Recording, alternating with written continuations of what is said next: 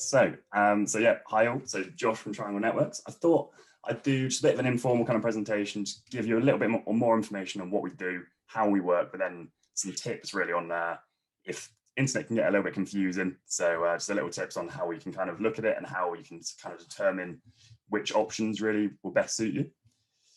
So what we offer, generally our main product is our gigabit and Ethernet fiber. So that's full fiber internet. So that is, generally the lease line, sort of the if you need like a lot of internet, a lot of bandwidth, and that's the kind of thing you would go for. That's our main product. However, we also do all other types of internet there. So your standard broadband internet types, which I'll go into. Also your voice connectivity, your phone stuff, everything like kind of hosted. So your phones that just connect to the internet, and also your mobile contracts as well. Not the mobiles themselves, they're just the SIM only. Who do we offer this to? So it's great. I can basically contact any business across the UK. We're nationwide because our suppliers essentially are nationwide. So basically wherever they can get to, then so can we. I've even had conversations with people in Northern Ireland as well. So that's been interesting going over the water there. Obviously not physically. Then it is, generally to businesses that we do talk to, that we do assist.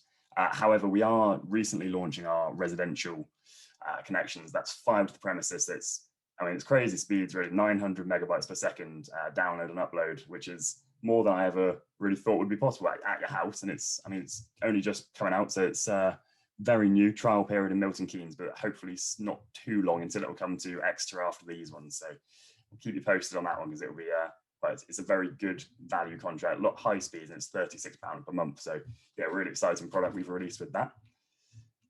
So where we fit in the supply chain, you can see we're at the bottom left triangle there. The top, that the customer is the end user. So generally, if we just take businesses, for example, the end user business that would actually have the connection, and then also their IT provider, who is on the bottom right there. And the IT provider in this example, that is generally, in this is our partner, because we like to partner with IT companies, IT support companies, and then basically all of their clients can benefit from our connectivity, but always through the partner. So generally, how it would work would be the customer would have a conversation with their IT provider or vice versa, just to work out what their kind of internet need is. Our partner or the IT provider would kind of get that information, get the general sort of need, the requirement there, and then come to us or come to me if I'm their account manager. We have a kind of further discussion on that, get some pricing together, get a kind of contract together, and then hopefully then that comes through to implementing the solution with the customer. Just so you know as well, we are wires only, so we only provide the connectivity, and our partner provides all the hardware, if they need Wi-Fi extenders, all of that kind of stuff. They do all of that. We like to stay kind of off their toes there and leave it all to them because that's what they do best, and we do the connectivity best. That's generally how we work. We do also have the option of talking directly with the customer. So whether that's them coming to us or us talking to them just about their need.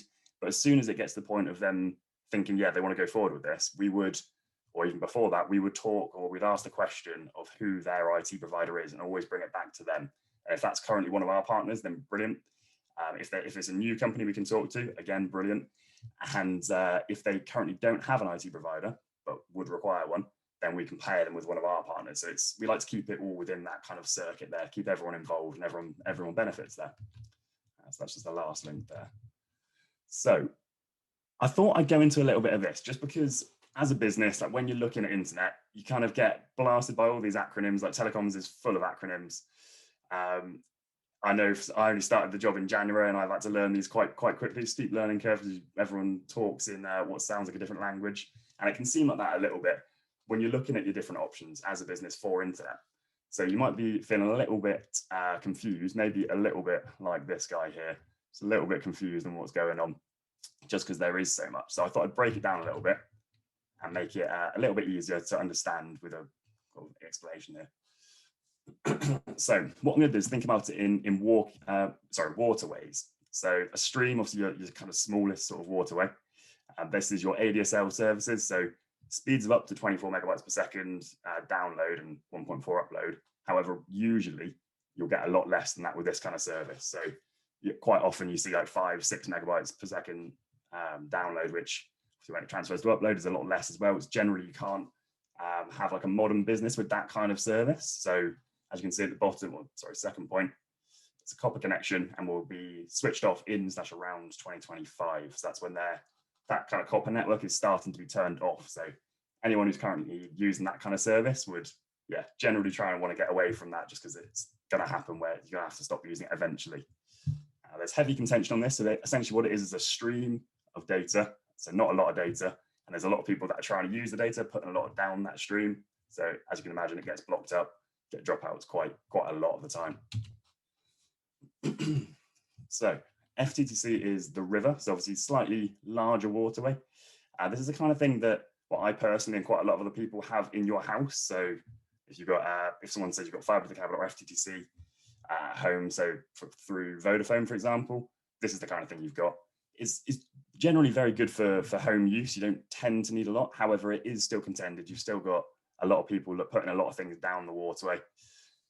Into say for example, video calls. If you're uploading on a video call, that's all that data that's going down.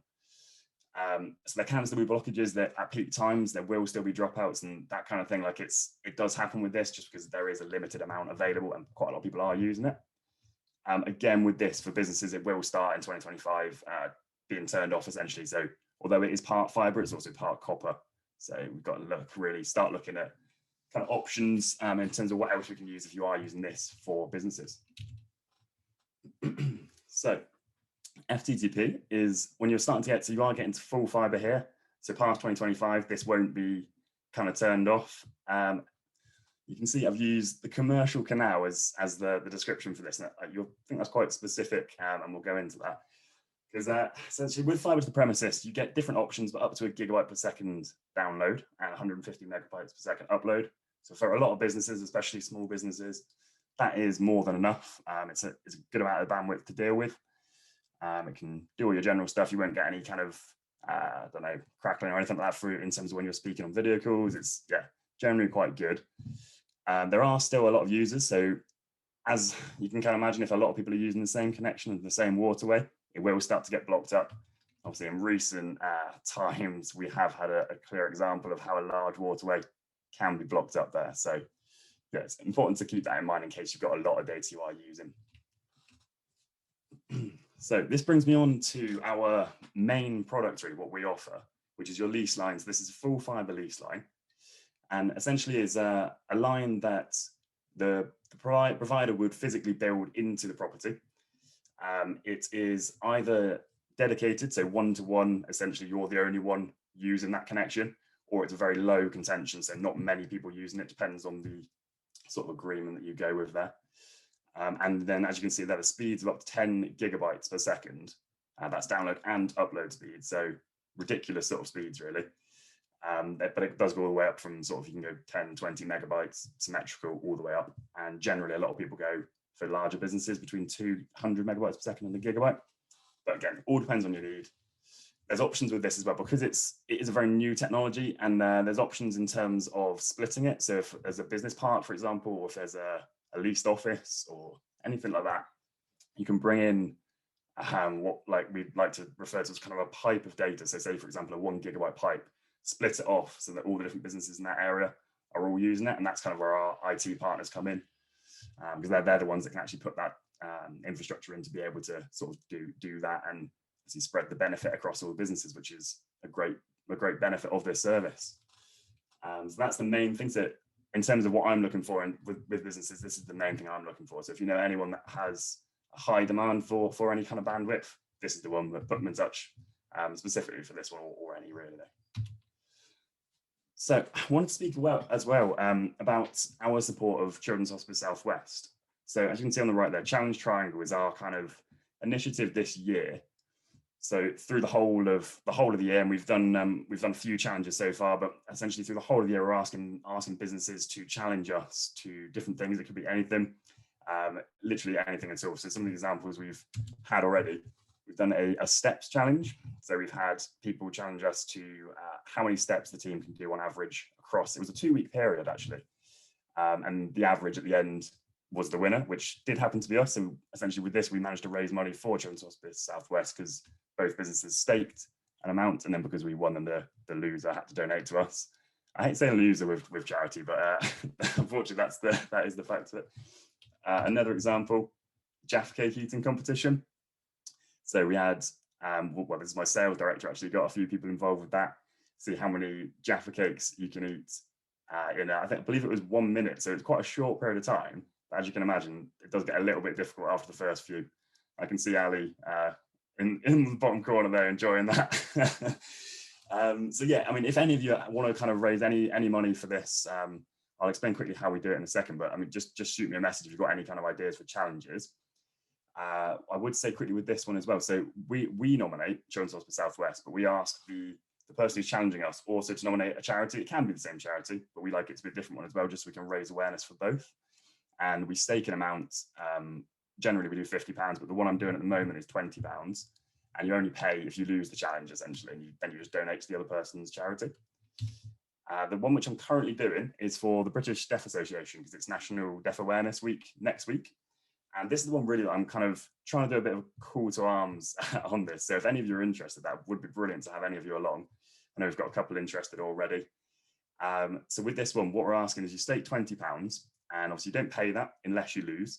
And what the challenge is it's going to be a competition, points-based, where we're going to do a bit of sign language, basic finger spelling. We're going to send out the sheets for that. And also lip reading. So that classic, you're on mute kind of thing is going to be the challenge. So you've got to guess the words that the person's saying. The most points at the end wins. That person, whichever charity they nominate, everyone donates to their charity and also to the BDA as well. So yeah, if any of you are interested in getting involved in that, if you could send me a message, that would be brilliant. Or if you know anyone that would be, and it's just staking £20 that you only pay if you lose it, really.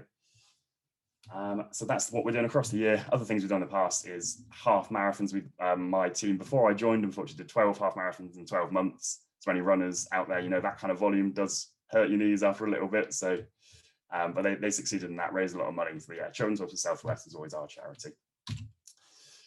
So yeah, I just want to end on this quick one here. So as you can see at the bottom, come and join our full fibre revolution. We like to refer to ourselves as the full fibre evangelists.